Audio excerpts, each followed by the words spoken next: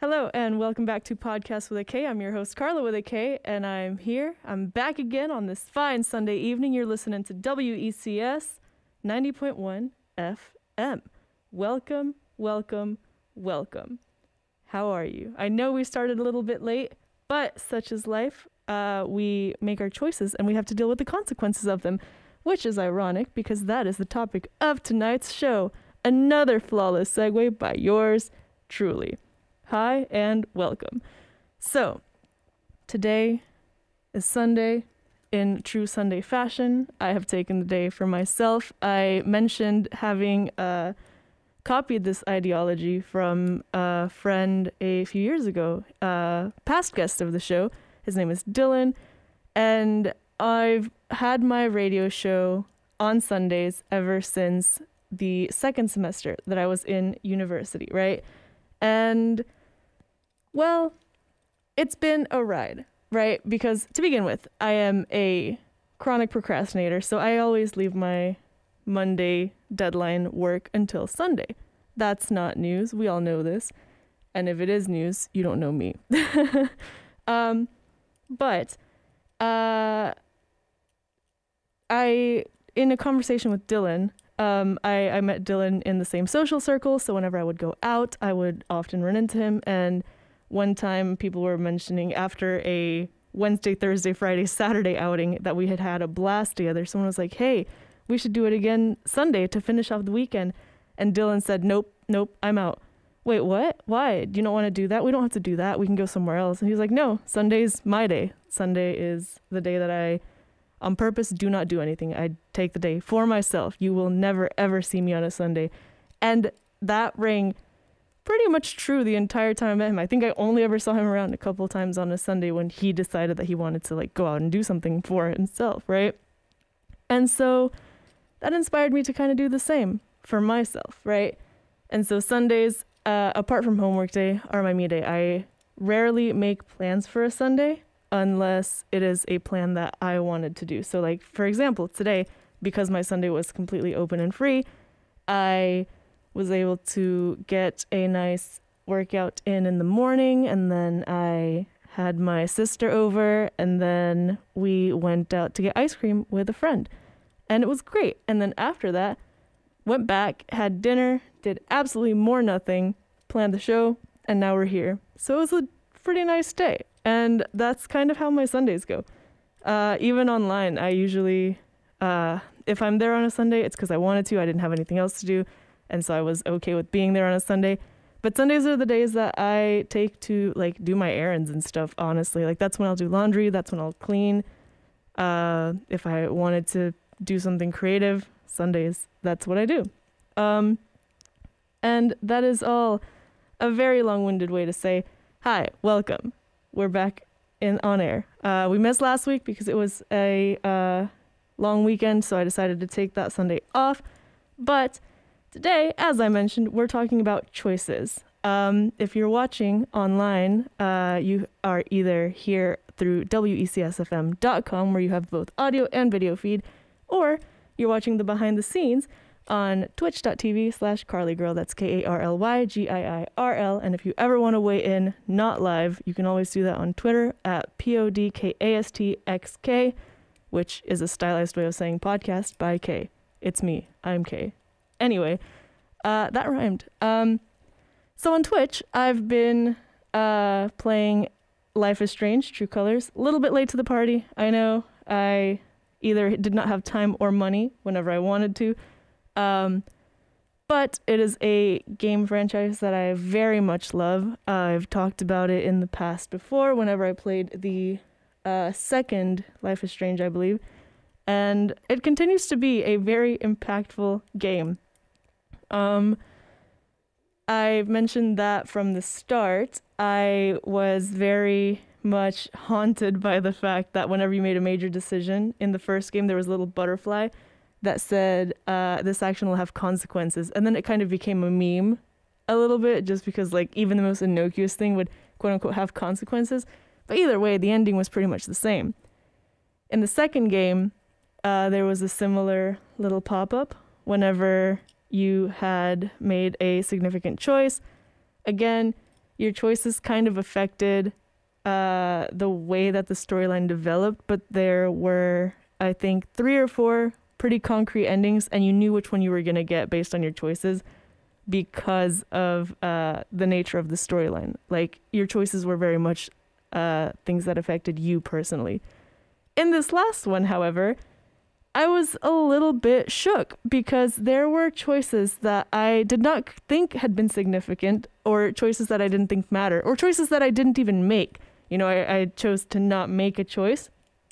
And all of that haunted us in the end. And when I finished playing the game, of course, I speculated, oh, well, I believe we got this choice because of this, because of that. I didn't realize, but I think that this meant that. And then we looked up a couple of the endings, the ones that we had gotten the not desirable result for. And we found some, and I was like, oh, yeah, well, that does make sense. For example, there was a choice. This is officially spoiler stream. Come back in about, I don't know, around 11:30, see if we're still doing spoilers or not, if you want to at some point play the game for yourself. Otherwise, please stick around. There were a couple of choices that made sense, and I will go through them all, and which choices I made, and which choices you were supposed to make to get, you know, whatever ending it was that you wanted. So let's begin with the main choice, which was about Typhon Mining Company. So the entire game is about this girl who finally is of age to leave the foster care system and goes to her brother, who is now in Colorado. She hasn't seen him since they were teens because he at some point ended up in juvie for stealing a car. Anyway, he's turned his life around. He's living his best life. And so she goes to him. And then in a mining accident in which they decide to go ahead and detonate, you know, whatever, despite the fact that they were there trying to save somebody else, a kid that had gone into the mines, despite all the warnings, they call and they're like, hey, we're up there. The guy that takes the call is like, ugh, that's crazy. Fine, whatever, I'll call it off. So he calls the people to call it off. Turns out the people do not call it off. And so tragically, the brother dies in the mining accident. And so the storyline is about how the main character, Alex, copes with her grief, right? And how her life develops in this place that she ends up in, not being her home, not having any connection to it other than her brother and his relationships. So by the end, you've met all the townsfolk, you've made your acquaintances with them, you're either friends with them or you're not. Although you don't really not make friends with the people in the town. You know, everyone's adults, everyone knows how to interact cordially for the most part. But Typhon Mining Company, at some point they figure out that you're looking into them. You find out that the whole thing was a conspiracy to hide evidence from a previous mining accident in which one of the characters, one of the townsfolk, Jed, had supposedly rescued his men from a mining accident. Turns out he caused it in the first place by making the call to keep doing the mining thing despite dangerous circumstances. So the reason that the blast goes off, despite the fact that they're up there looking for the kid, is because it was supposed to cover up them destroying the old site so that no one would ever be able to get to that evidence because they were going to be under inspection soon. And so at some point, you're faced with the choice to sign versus not sign an affidavit, to stop looking into it, to stop, essentially causing a scene about the accident, right? Either way, you still have to face Jed at the end, right? However, in this final ultimate showdown, it all comes down to whether or not the people of the town defend you or back you up, and, you know, whether or not you feel at home in this town versus not whenever you make the choice to stay or leave, right? So the ending kind of, again, like the first one, leads you to the same conclusion, but this one was interesting because the way that it ends, like who you interact with, who your relationships are, and who you see yourself with in the ending cutscenes all depends on like really, really small innocuous choices that don't have this like enormous blatant split screen, right? So if you sign it, the cop that detains you won't have the courage to stand up for you despite him having all of the evidence to back you up, because he knows you're right and because, you know, you found out the truth, right? If you don't sign it, he is inspired by your bravery and stands up for you. There's another character who, I guess worth mentioning is that our main character, like in the other Life is Strange's, has a superpower. In this case, her superpower is that she is an empath, but like for real, as in she can sense emotions, but also why and what people are thinking as they feel them. And at some point, she even discovers a way to, connect or intensify said emotion or take it away. You face another character, Charlotte, who either way does not defend you, but other characters will or won't depending on this person. So she has an angry outburst in which her anger leads her to hate everyone, including her own son. And she mentions that it's consuming her and she doesn't know if she can survive it. It's very concerning. So the choice that you have to make is let her keep her anger or take it away. We made the choice to take it away, although because of the consequences that this has, in this case, it would have been best to leave her be and let her work through the anger on her own, because without it, she feels numb. Her storyline doesn't change a lot. She still doesn't defend you.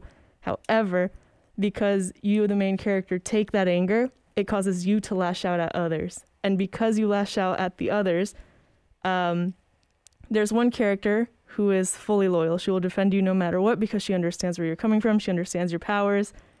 Ryan, who we chose as our love interest, does not defend us because of this outburst. And I looked up finally before this show just to know what I was talking about, all of the possible outcomes. And the only way that he'll defend you is if everyone else does, which, no surprise, we didn't get that in the first go. It's a very rare ending. I believe whenever we looked at the results, only like 6 or 7% people were able to reach that ending. Although, of course, this doesn't account for people who replay the game for the sake, I guess, of reaching this ending. But the main choice that causes him to not defend you is if you take her anger because of your outburst at him and at the other girl that defends you no matter what. Which was interesting. Because, again, this isn't a choice that was about him or to him, but it shows the ripple effect or the butterfly effect, which is a good reference to the first Life is Strange if you've seen it, as to why your choices matter. You know, it's not just about you or the person you're interacting with. It goes outwards into everyone that you both know, right? And then it just causes a web that goes on forever until you've included the whole world in it. There's another character, an older woman who is suffering from Alzheimer's, early stages of it. You're faced with a choice to address it directly to her or not. We chose to spare her feelings because she had forgotten about the accident that caused our brother's death. And we, in the moment, thought that that was the right choice because whenever we accidentally actually went through the choice in which you do tell him. It was a misclick. I hated it. She's distraught, she's in tears, she's in shambles, and I was like, oh no, we messed up. So I went back. That's the only time I changed the choice. I, Alt F4, I closed out of the game, and I went back and made the choice to not tell her, to let her, eventually come back to herself. Through this, and this is in the first or second episode, and through the third and fourth, there's 5 episodes, there's a character that works with her that considers her her nana, even though I don't believe they're blood relatives, but she has this is her chosen family. Whether or not you tell this lady what's actually going on, you then have to continuously make the choice to let the other girl know.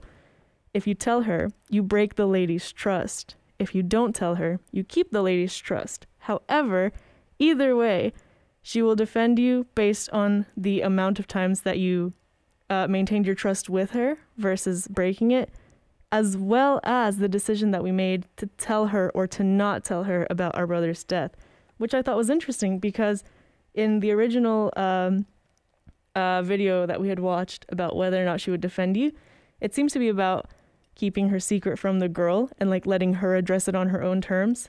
However, she does not consider us trustworthy unless we tell her the truth. So this is about a personal interaction, right, in which you tell the truth to the person at hand, the person of the topic, and you don't go around and tell others before they're ready, right? So I guess another important lesson. And that's something that I like about the games. They make you, if you're like me, think about why your actions affected the storyline in a certain way, because of course the game's not psychic, right? The game isn't being written by itself. It's not manifesting some sort of like, I guess, guidebook for life, right? It's written by other people. And these are people, of course, who dedicate themselves to writing. And I love what the writers do. I know the game has gotten its criticism for being cringeworthy at times with the dialogue, at other times being very obvious and blatant. But I like, even though there are very cringeworthy moments, and even though there are storylines that are very predictable, I like it for the nuances and stuff like this, in which you don't really realize how things connect until the end. And of course, that's not like a unique trait. There's a lot of good writers that are able to keep the suspense going. But very much a fan of how it came to be, because this is not something that I realized until, the very end, in which I had to look up, well, how did this come to be? I don't recall even interacting with this woman. And not to mention, the girl that we're supposed to be, quote unquote, keeping the secret from, there was an episode in which you're supposed to interact with her and you're faced with the choice to tell her or to not tell her. We didn't even see her. And what was interesting about that is that we had deliberately gone to walk around the map to make sure we weren't missing anything, because I like to see all of the elements of a game and see what people have put their work into, even if it's just like, oh, there's a butterfly on this flower. Someone drew that butterfly. Someone animated that flower, or vice versa. But we didn't see her. And as we were getting ready to walk down what seemed to be like an empty street, we get a text from the love interest, and we got sidetracked and decided to simply move on to the next story point without finishing our exploration, because it seemed like there wasn't anything to do. At some point, our main character even says, it doesn't look like there's much going on down there, which again was interesting about this game, because the others hadn't really done that as far as I had been aware of, in which the game itself challenges your choices whenever they're not really choices, because of course they are choices. This whole game is coded for you to go into every single corner of it and to have either a reaction or not, but you don't know until you do it. So again, I thought that was very cool, because that's kind of how real life works. There was another character, again, who it seemed like a very small choice, but one that ends up being important in the end. It's an older man who you don't really interact with much. He's a regular at the local pub, and there's a point in the game where you see him. You sense that he's sad. You ask him. Of course, he says, "No, I'm fine." He doesn't know us. Why would he tell us anyway? And what ends up happening is that later you're supposed to run into him again, and once again ask him if he's okay, at which point, he finally tells you what's going on. You have a nice little interaction with him, and then he trusts you, and then he backs you up in the end. However, it's interesting that this is how this goes, because with the earlier character, the one who has the angry outburst, because you kept prying is why she has that outburst, and it's why you have to face the choice of taking her anger or not. So again, the game itself is quote unquote like teaching you like how it's meant to be played, only to completely shatter that and prove to you that it's not really the illusion of choice. That's just kind of how life works. And just like right now that I'm kind of just giving this review and explaining all these choices, as I'm doing it, I'm thinking about different parts in the game where I now that I've looked up all of the possible storylines, realized that I made a choice for the wrong reason, or because I asked the wrong question, you know, like, and again, it's kind of how life works. It's about who you talk to and who you don't. And now that I'm in my final semester of college, there's less than 100 days left, and I'm seeing people who I didn't realize were friends hanging out, people who, as far as I know, had never had the chance to interact, going on out-of-state experiences together, for example. And it's really cool to see that, like, despite it all, people who I had met in very different parts of life, in different circles, etc., somehow find a way to find out about a common interest in each other. And through that, found a way to, become friends on their own and do their own thing. And I'm sitting here thinking, what are the choices that I would have needed to make to have made different friendships? And the friend that I had ice cream with today actually had mentioned that both today and at a different time that she wishes that she had become friends with some other people over people who she's no longer friends with, or simply just is no longer close to, whereas she didn't get the chance to become friends with other people who are like in her immediate area. And what's interesting is that I had recently a very similar thought. And so to hear someone else mention it, especially someone that I don't get to see as often as much as I used to, was really like shaking in a sense, especially because, as I said, this game has been on my head and about the importance of choice, the necessity of choice, the illusion of choice versus the ripple effect of choice. Basically, choices matter, you know? And it's always cool to see how other people view and rationalize it, especially in video games, for example, which, again, the reason that I've always liked video games has been because it lets you kind of explore the different paths that you can take in any given circumstance. I didn't think that I was always into video games, but recently I've been, it's because of Pop Tropica, all right? Pop Tropica is like a computer, an online game that came out when I was like 10. So this would have been like 15 years ago, almost now. Wow. Anyway, when I was in 5th grade, this game came out, and it was really, really cool, really, really fun. But before that, I had also had other little computer games that were also kind of story-based, you know? They had their mini games. There were some like learning ones, so it was like math and spelling and stuff like that, but there was a storyline to them, right? And whether or not you won the mini game was what the story would progress into. Or like the Harry Potter games, or like those exploration. If you guys ever had Gigapets, whatever, had one of those. It also had like a TV component in which, like, it's a pet game, sure, but the TV one had like storyline. You had to complete missions to be able to unlock different areas, whatever. The reason that I like video games is because you get to do these choices. And I even went through to, just to wrap it up, I went through to the different endings of Life is Strange, and made I didn't replay it. This one I watched because it's, to be fair, the episodes are pretty long. They're at least 2 hours. They're basically interactive movies each. So I looked up the alternate endings of the storylines. If you make the not necessarily the wrong choice or the bad choice, but just the negative emotion choice, because you're faced at the end with just two choices: forgive or condemn. And I watched through the entire ending for the one where no one backs you up, because, you know, you didn't seek out positive interactions, where you condemn the bad guy for occulting the truth. Oh, worth mentioning is, of course, that he, like, the evidence was being destroyed on his behalf, but because he knows that you know, he actually tries to, there's no way to put it lightly, he actually tries to he lures you to the mine to kill you as well. He leaves you for dead, basically, at the base of the mine. And so at the end, you're faced with the choice to condemn or forgive, because you connect to him emotionally and you understand his fear, his self-hatred, his regret, his resentment. And the option to condemn him, in addition to having all of these people say all of the negative reasons that they don't like you, I liked our ending. We did get a nice balance of both, and the choices were reflective of how we had interacted with them. All of the good choices, of course, are great. Everyone supports you.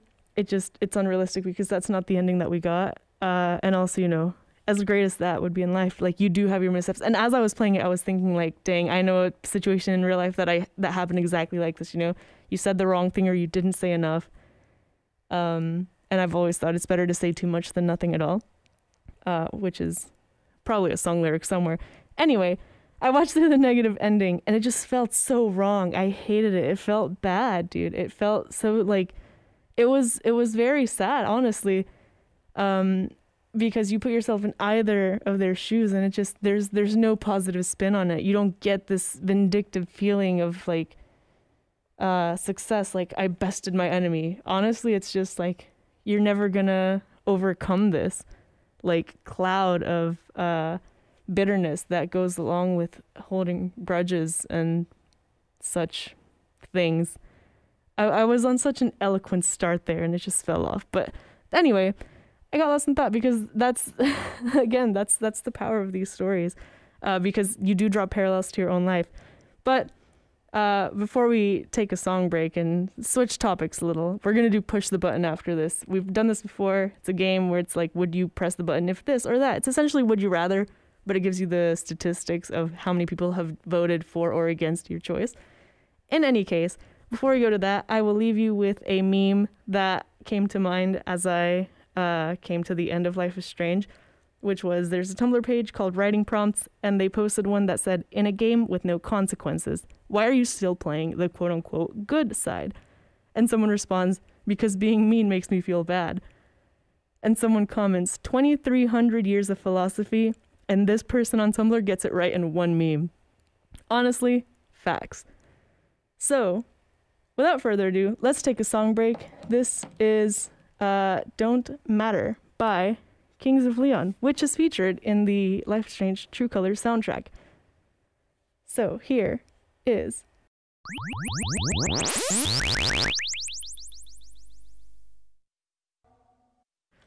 that was Kings of Leon's Don't Matter. Phenomenal song. Honestly, the soundtrack is a big part of the reason that I always get excited when Life is Strange announces a new title. And I did realize, I forgot to tell y'all, the song at the beginning was In Motion 2, the live version by The Gathering, suggested by Ivana, all the way from Serbia. Alright, let's do some, would you press the button? Yeah? Yeah, that sounds like a fun idea. I went through a lot of these and went ahead and collected them ahead of time, just so that I wouldn't have to go through them, because a lot of them are kind of like cringy and internet pop culture. So I went ahead and collected them. I didn't sort it by like ones I liked or didn't like. I simply left out the ones that I didn't think were relevant, or the ones that some of them are about like really niche internet stuff that I didn't talk about. But yeah, let's do some of this.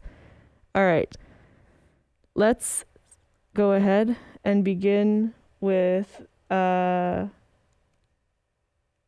first one, which is you get to read any book you want in the world, but every time you read a book, it is burned and no one else will ever be able to read it again. I thought about this one, right? Because I was thinking, if I were to do this, I could essentially retell the stories, right? So no one else would need to read it. But who's to say that people would listen to me tell the stories, or that wouldn't like be bitter that they couldn't read it for themselves? Also, I feel like that's a weird loophole, and it would also put me in the situation where I would have to like become an author or become a transcriber, and that's a lot of work and not something that I want to do. So I would not press the button. Actually, on a lot of these, I would not press the button, which I thought was interesting. I'm just in a not press the button type of mindset right now. But it was interesting to me that 59% of people also did not press this. And this 59% is 47,000 people, essentially, did not press it. Only 41% did press it. This one, to me, made me think of, like, how people will, like, consume information, but then not present it accurately, which I think we've talked about before on the show. If not on the show, maybe it was just when I was streaming. But I I don't know. I don't want to be the only one that has the information. Information is power, sure. But I kind of like the concept of everyone having it, which is also why I hate like paywalls and exclusivity, right? Like when you have the chance to include someone, especially if it's something that you want them to know about, why keep them from it, you know? And obviously if I want to read a book, it's because it had something interesting or entertaining. So like, would this also apply to like stuff that you stumble upon on accident? Like what if it's a textbook? Would no one else would ever be able to like learn from a textbook again? And that just sounds like a problem. This is more trouble than it's worth. So no, I would not press the button. Next question. And of course, if you're watching live on Twitch, feel free to tell me if you would press the button. And if you're listening to this on the actual radio at Wax 90.1 FM, feel free to tweet it at me. I would say call, but I don't know if the phone is working or not. It's supposed to be working. It always gives me trouble when I try to put it on air. Maybe it's just user error, which is, of course, unfortunate because I'm the studio manager. Maybe it's the type of thing that it's a, would you press the button, you know? Would you rather know how to use the studio but not be able to use it yourself? Because that seems to be what's happening. Next question. You gain 5 superpowers of your choosing, but 3 of your most hated enemies will gain 2 of their choosing and could potentially team up to defeat you. This one, actually, I did say I would press a button, but here's why, right? If I have these superpowers, I'd be able to defend myself, right? If these enemies came to attack me. And in rationalizing this as a real life situation, I think I would press the button, you know, because in whatever these would be traded for, if it's not superpowers, because it's better to be equipped, especially if you have people who oppose you, which, you know, can be taken in any context that you want. But on a personal level, I'm sure that everyone out there envisions themselves as the main character of their story. Chat saying press the button, press the button. Max says her enemies don't even know each other, so YOLO. Good point. I don't know, sitting here thinking about people who I don't see eye to eye with or disagree with or, you know, whatever, I think it'd be better to be prepared and equipped, especially because of who and how I am as a person. Like, I'm minding my own business, right? Like, I go to class, I go to work, I come to the radio station. In between that, I hang out with my friends. I'm not the one sitting here plotting and scheming, right? So should anyone ever come at me plotting and scheming, I'd like to be ready because, you know, it's not like I'm putting in the time for it. Next question. This one was funny to me because I've talked a lot about this recently because I switched phones. No one get excited. I did not go back over to iPhone. I'm still on Android, but now I have a Galaxy. Very exciting. This is my first Galaxy. I miss LG making smartphones, but it was time. Maybe in the future I will once again attempt Apple, but that is not now. Anyway, the button was, you can completely bankrupt an entire electronics corporation, so Apple, Microsoft, etc. But the price of all other electronics from competing companies will skyrocket.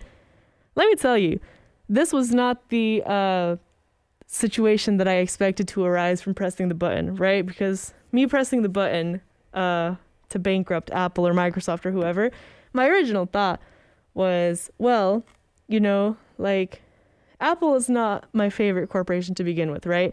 Again, the exclusivity aspect of it rubs me the wrong way. Why would you want to keep people from using your products? On the other hand, why would you try to buy people off for it? And on the other hand, if you do go into Apple, it keeps you from using other stuff. So, for example, thing that a lot of Android phones do, unfortunately not anymore because people are switching over to having no headphone jack and wireless, but a cool thing, especially if you're listening to this on the actual radio, that I think you'll find interesting, that you may or may not know, is most phones have the capability to function as an FM radio. It has the receiver on it for it. It can read the signal. You just need to use wired headphones as the antenna. But in recent times, specifically because of Apple, that is the feature that has been taken away. The lack of wired headphones, of course, but even previous to that, Apple has not let you access that function on your phone because they block the chip from being able to access that signal. And so if you have an Android, a lot of them come preloaded with an FM reader, FM tuner app, or you could download Next Radio from, for example, from like the App Store, which was, I believe, developed in part by NPR and another radio company. But this exclusivity in which they don't let you do that because Apple stands to make more money from streaming from iTunes or Apple Music, to me has always been frustrating because, as I mentioned, last semester, the internet went down here at school for several days.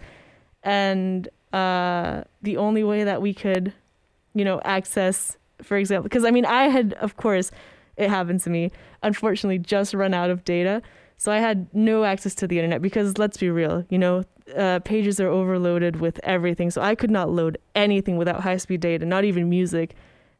And so the only way that I had access really to the news or anything was if I left campus, which I couldn't do after, like the library or the local cafes closed, was through the radio.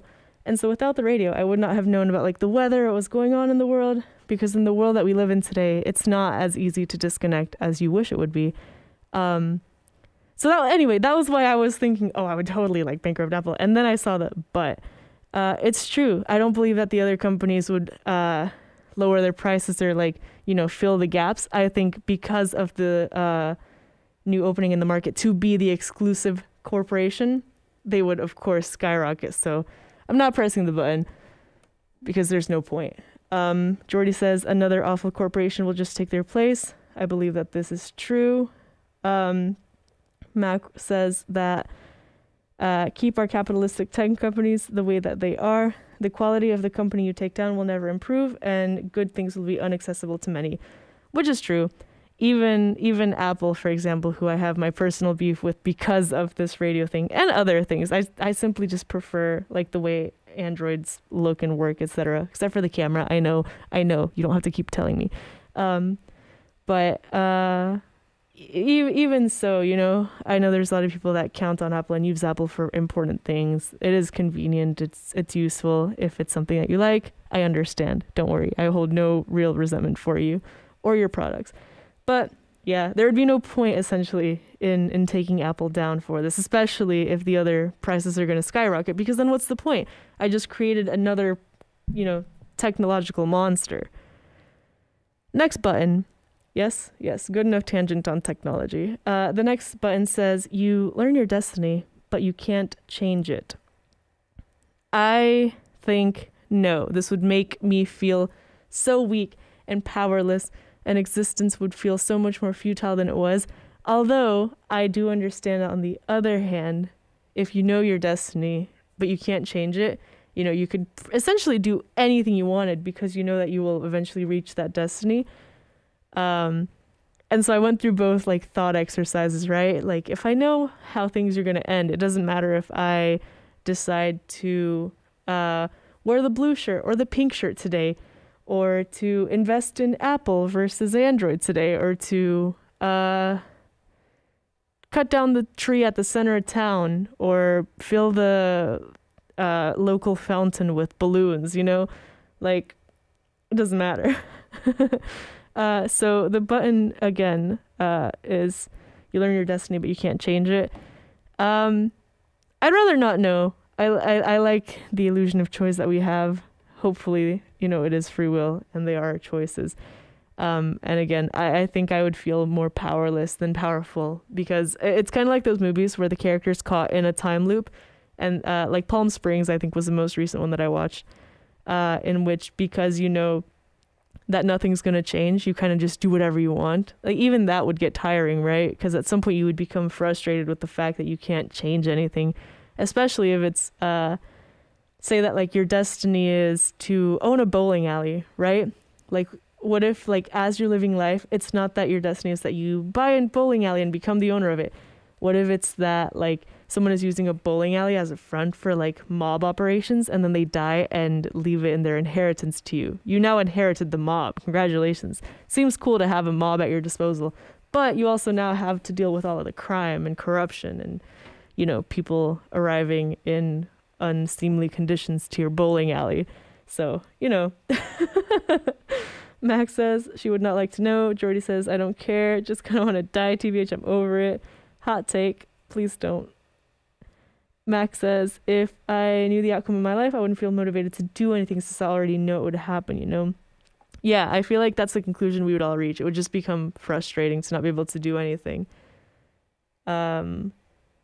Which, again, leads us back to Life is Strange, in which, you know, your choices matter, and not making a choice also matters. There was a choice in there where we could guess how many jelly beans there were in a jar, because there was a guy that was trying to like guess how many so that he could win the gift card.